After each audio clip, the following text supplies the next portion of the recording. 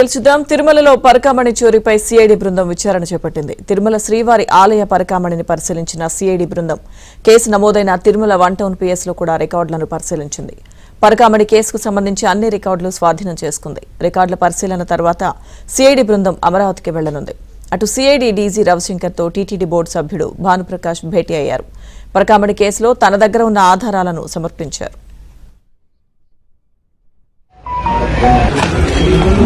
ఏం లేదు బా, మేం కాదు, నేను జూనియర్ ఆఫీసర్.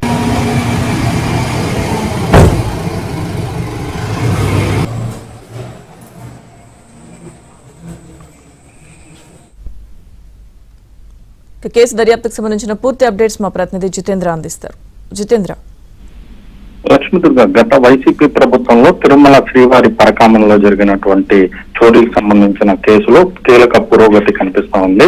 హైకోర్టు ఆదేశాల మేరకు సిఐడి అధికారులంతా కూడా తిరుమలకు చేరుకున్నారు. ఇప్పటికే తిరుమలలోని పోలీస్ స్టేషన్ లో ఈ కేసుకు సంబంధించినటువంటి ఎఫ్ఐఆర్ తో పాటు అప్పుడు ఆ పోలీస్ అధికారులు సేకరించినటువంటి ఆధారాలన్నిటి కూడా సేకరించారు.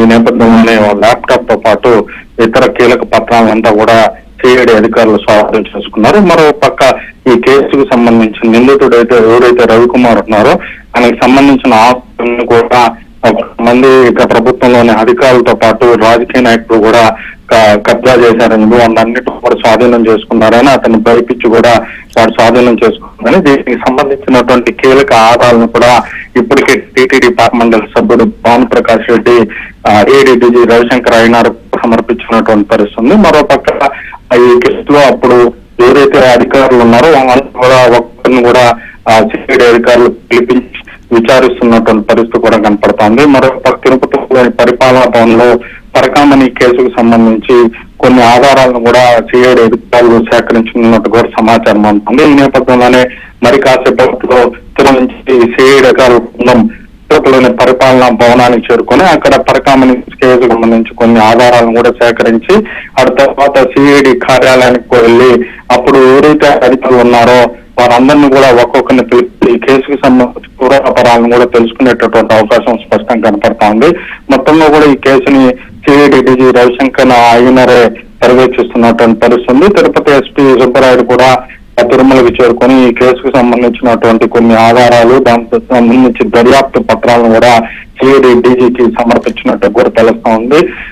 పోలీసులు అయితే ఈ కేసుకు సంబంధించిన విచారణ చాలా గోప్యంగా నిర్వహిస్తున్నటువంటి పరిస్థితుంది. మరో పక్క ఎవరైతే బాధితులు ఉన్నారో ఈ కేసుకు సంబంధించి కోర్టును ఆశ్రయించిన వారు కూడా వారు తమ వద్ద ఉన్నటువంటి ఆధారాలన్నింటినీ కూడా సిఐడి అధికారులు కూడా ఇస్తున్నటువంటి పరిస్థితి కనపడతా ఉంది. లక్ష్మీదుర్గ.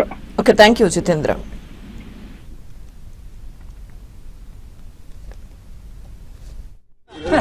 నేను జూనియర్ ఆఫీసర్, మాదేం లేదు, మాదేం లేదు. అసలైన ఆయన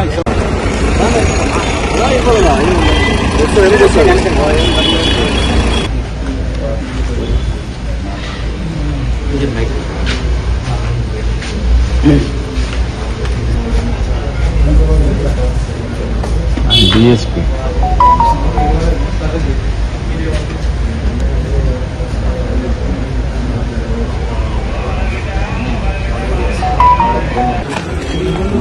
ఏం లేదు బా, మేం కాదు, నేను జూనియర్ ఆఫీసర్, మాదేం లేదు, మాదేం లేదు. అసలైన ఆయన